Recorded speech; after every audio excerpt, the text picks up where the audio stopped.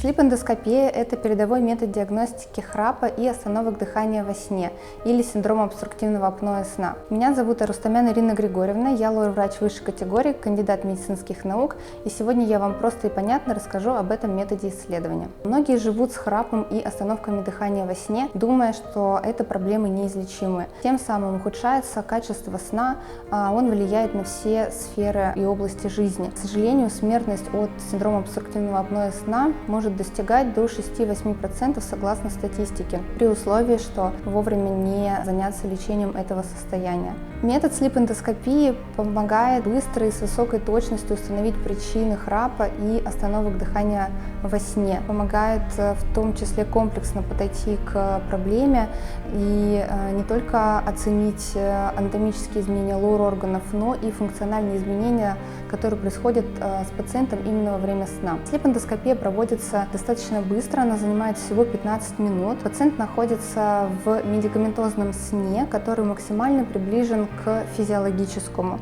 и контролируется при помощи специальных датчиков анестезиологом. Далее лор-врач вводит эндоскоп через нос пациента, осматривая полость носа, носоглотку, гортаноглотку и таким образом выполняя поиск места, где происходит сужение дыхательных путей, которые в дальнейшем вызывают остановку, а также поиск того места, в котором человек храпит.